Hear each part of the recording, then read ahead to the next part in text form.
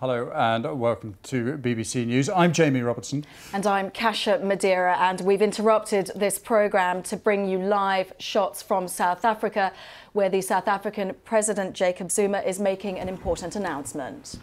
Well, we have just heard the very sad news announced by Jacob Zuma that Nelson Mandela has died. He was 95 years old and he had been suffering from a recurrence of a lung infection.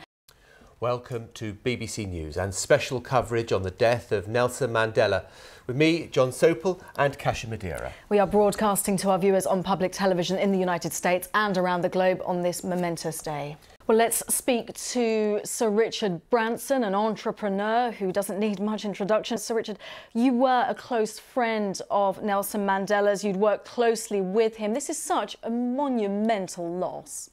We're hoping for a press conference. We will continue to monitor this for you, but just anybody joining us, Malaysian Airlines flight carrying 239 people on board. It was meant to land coming up to three hours ago now. It's lost contact with air traffic control. Very scarce details at the moment. We know the flight number. It is flight MH370. Now, I want to take you to the United States, to Boston specifically, because we've got a developing story now, live pictures from there, because the hotel that serves as the headquarters for the Boston Marathon has been locked down after a security incident near the finish line of the marathon. Now, apparently there were two booms which were said to have sounded like thunder. Well, one of the proposals in this deal is to free the former Prime Minister Yulia Tymoshenko. Now, she's been in jail after 2 years. We can actually speak to her daughter, Eugenia. She joins us via Skype from Kiev right now. Thank you so much for your time. Have you actually had a chance to speak to your mother about this?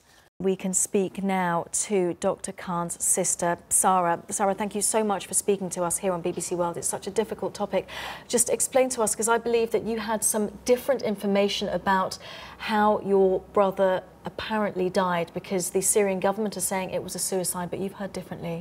Well, here in Trafalgar Square, thousands of people have gathered. A screen has been put up to show the service that's taking place right now in Krakow. And those people, those dignitaries that had wanted to be in Krakow and couldn't, such as the Foreign Secretary David Miliband, they spoke earlier before the service took place and they passed on their condolences. And David Miliband spoke very warmly about his relations, a relative who was Polish who's since passed away. Poland takes over the EU presidency on the 1st of July. The Polish Prime Minister Donald Tusk has been meeting his British counterpart David Cameron. On top of the agenda was Libya. Donald Tusk, if NATO asked for a regime change in Libya, would you support it? Hello and a very warm welcome to you from our studios overlooking the Olympic Park in Stratford, where the opening ceremony of the 2012 Olympics has just ended with a parade of athletes from the 204 nations participating in the Games. They have indeed. They have just literally left, all of them looking, I have to say, rather good, considering that many of them didn't get back until 3 in the morning. And then one person in the hotel said that they'd been partying until 5 in the morning. He'd been kept up awake. He didn't mind, though, of course, such a very important occasion. Hello, I'm Adam Parsons. And I'm Kasia Madera. Now, thanks to you lot, every week we get hundreds of pictures, stories and ideas sent into the BBC. We painstakingly look at every single one and we pick out the very best ones to produce your news. Tell me about the video. You're in a music box. Is this you being trapped by your music? Am I reading too much into this? You're definitely reading too much into it. Jocelyn, you won't mind my asking, but you've been around for ages. How do you do it? And you two look so much in love. How do you keep that going? Well, we live in separate houses. No way, come on. Look in front of yourself. yourself. No, I have to look at your hand. Don't let go, okay.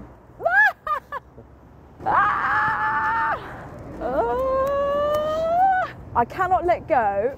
I haven't quite worked out how to stop yet. Apparently these can go 20 kilometers an hour, not with me driving, I hope. Welcome back to Zagreb. This cannon is fired every day at midday. Legend has it that a shot from Lotostak Tower stopped an attack by invading Turks. Now, as Croatia looks to its future, even its antiquities are forward-thinking.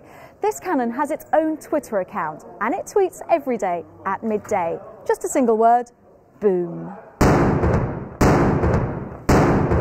These are the two prototypes. The chassis, that was your baby, so to speak. Yes, it's my baby, yeah. I designed the chassis and parts of the suspension and steering. Right, so I'm desperate to have a go. Can we take it round for a spin? Yes, of course. Brilliant. Very difficult to get used to the fact that the seat is just but in it will have the a middle. rotatable seat, so it will be Oh, more so easier. this will be able to spin round? Yes. Oh, okay. Oh, wow. And off we go. I haven't asked where the brake is yet. Okie doke. In the late 1970s, this vast plant employed over 38,000 people, producing 6.5 million tonnes of steel. It's now home to the most modern hot strip mill in Europe.